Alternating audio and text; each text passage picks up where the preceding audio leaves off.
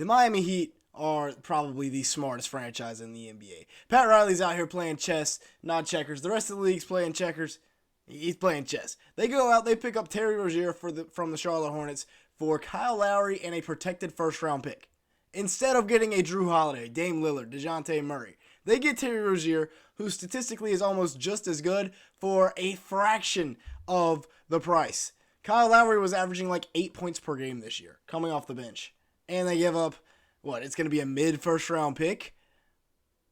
Like, in 2027, they're still going to have Jaime Hawkins, they're still going to have Bam, they're still going to have Tyler Herro, unless something goes drastically wrong. This is a win-now move. They'll probably still have Terry Rozier. He's only 28. But Kevin Love and Jimmy Butler are getting older, so they got to get some help for them to try and go out and win a championship. Now, looking at how good Rozier is, I think he's very underrated. And I think adding him to this Heat team makes them a legit contender. Also, given the fact that, Herro didn't play at all last year in the playoffs, and they still made it to the finals. 23 points per game for Rozier, 4 rebounds, 6.6 assists, and 1.1 steal. Yeah, he didn't look good in his debut last night, but, it took the Clippers like 6 games to figure it out with Harden, and then they've won 20 of their last 24 or something crazy like that. 46% from the field, 36% from 3 on 7.7 attempts for Rozier. And the 29-year-old is still, I think I said he was 28 earlier. He's 29. He's still got 3 years, $78 million left on his contract. But, man, he was leading the Hornets in points, assists, and steals this year. Now, yes, it is the Hornets, but, we have LaMelo Ball and Miles Bridges, so not bad. Let's give you some perspective on this deal here. Like I said, they bring in Rozier for pennies on the dollar, it feels like, because Dame Lillard, keep in mind, Rozier's averaging 23 and about 6.6. Lillard's averaging 25.3, 6.9 rebounds on 43% shooting from the field, 35% from 3, while Rozier is 46% from the field, 36% from 3. So, almost as good numbers, a little bit better efficiency, honestly. They got Drew Holiday here, who was also rumored to Miami this year. Now, yes, he brings the clamps, and he's much more efficient, but he's only averaging 13.2 points. He is the fifth option in Boston, though. And then DeJounte Murray, who's rumored to be on the trade block, averaging about 21.3 points, 5 assists, 47% shooting from the field, 39% from 3. So better defense and better efficiency, but Rozier averaging more points and more assists than DeJounte Murray, who will probably be on the road soon. Now, taking a look at some of the costs it costs these teams to bring in these high-level point guards. Kyle Lowry, a 2027 protected first-round pick, which conveys to an unprotected pick in 2028. Nothing. For Dame Lillard, they gave up Drew Holiday, DeAndre Ayton, Toumani Camara, a 2029 first-round pick, and then 2028 and 2030 pick swaps. An absolute bucket load, because both Drew Holiday and DeAndre Ayton, and probably Toumani Camara, are better prospect or better players, or will be a better player than Kyle Lowry is right now at 35, 36, 37 years old. For Drew, they gave up Malcolm Brogdon, Robert Williams, a Warriors first round pick, which will likely be very valuable, and a 2029 Bucks first round pick. So again, a big time haul there for Drew Holiday. And maybe this is making the Hornets look bad too, because they didn't get hardly anything for Rozier, but the Hawks are asking for a starter level player and 2 first-round picks in exchange for DeJounte Murray. So that's going to be a big-time haul as well.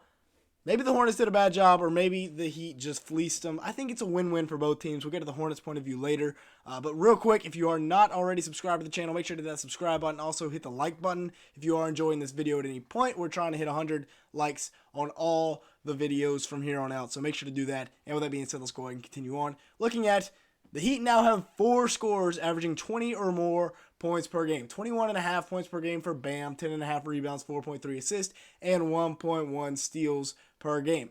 Really solid year for Bam. His progression is linear as he's been in the NBA, and that's really what you want to see. He's shooting at 50% from the field. The three-point jumper still hasn't come along, but he's one of the best bigs in the league. On the defensive side of the ball, he's also averaging a block in 35 minutes a game. Not bad for the 26-year-old who is still very, very young.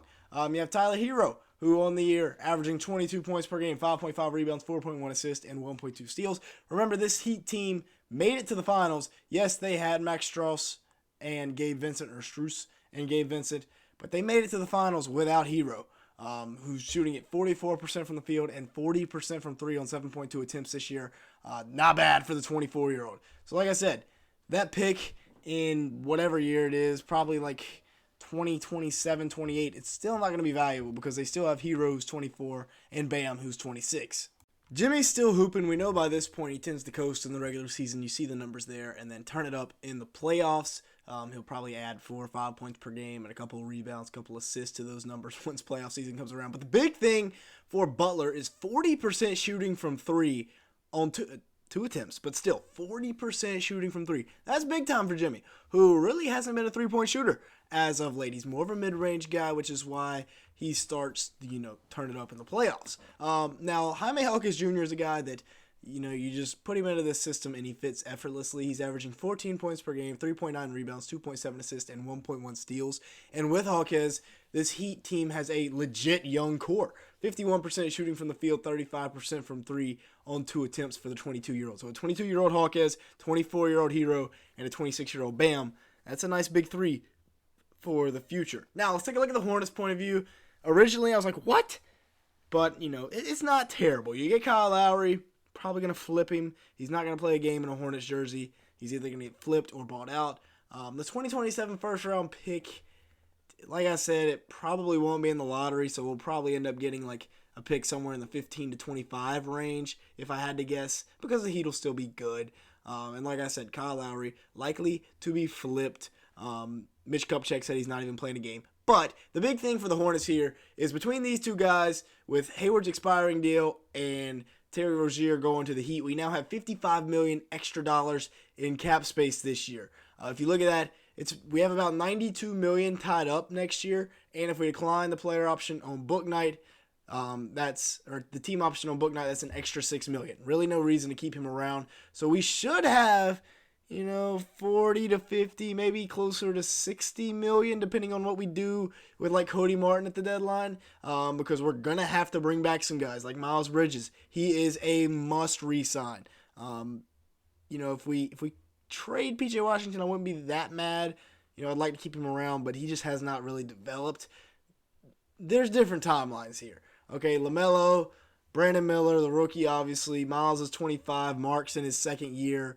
So those guys, and then Rozier just didn't really fit at 28 years old, 29 years old. But we did get a steal. That's one thing I want to point out. Nick Smith Jr. has been playing really good basketball as of late, so he can kind of slide in and get some of those shooting guard minutes. We'll divvy him out to some other guys as well. But for the Hornets, we do get our 2024 first-round pick now, so we add a lottery pick to whoever whoever we want to this young core. And I'm excited for the future for the Hornets, especially with that extra $55 million we will have in cap space now. With that being said, that's going to be it for today's video. Thank you so much for watching. I think this was a win-win trade. Y'all let me know your thoughts down in the comment section below, though. Like I said, hit the like button. We're trying to hit 100 likes on today's video. And with that being said, thanks so much for watching today's video.